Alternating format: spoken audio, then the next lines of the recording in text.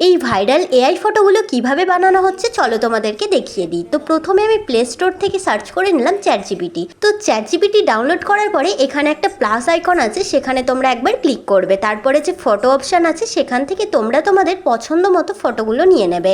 এখানে আমি আমার পছন্দ মতো এই ফটোটা চুজ করলাম। তো তারপরে আমি ডানে ক্লিক করলাম। তারপরে আমি এখানে যেভাবে ফটোটা এডিট করতে চাই সেইভাবে আমি লিখে নেব।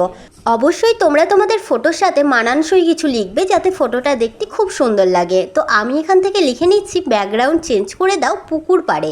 তো পুকুর পাড়ে যখন আমি ফটোটা এডিট করব তার সাথে লাইটটাও যাতে সুন্দর লাগে, তো সেই জন্য আমি লিখে নিলাম ব্যাকগ্রাউন্ড সুন্দর করে দাও পুকুর পাড়ে সাথে সুন্দর লাইট দিয়ে। এটুকুটা লিখলাম। তারপরে বেশ কিছুক্ষণ ওয়েট করতে হবে, প্রায় 2-3 মিনিট মতো। তো আমি একটু কাট করে দিয়েছি। তো তোমরা দেখো ফটোটা কি সুন্দর দেখতে হয়েছে।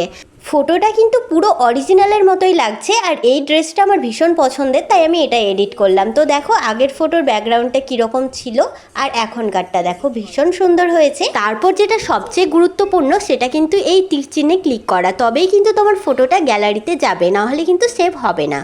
তো চলো তোমাদেরকে আমি আরেকটা ফটো এডিট করে দেখাই। তো আমি এখান থেকে বেছে নিয়েছি একটা সুন্দর লেহেঙ্গা পরা ফটো। তো এটার সাথে অবশ্যই আমার একটা বিয়েবাড়ির থিম ভালো লাগবে, তো আমি ব্যাকগ্রাউন্ডে সেটাই লিখে নিচ্ছি। আর সবচেয়ে গুরুত্বপূর্ণ, তোমরা কিন্তু একদিনে 5-6টার বেশি বানাতে পারবে না। আর তোমাদেরকে কিন্তু প্রায় 3 মিনিট মতো ওয়েট করতে হবে ছবিটা পুরোপুরি বানানোর জন্য।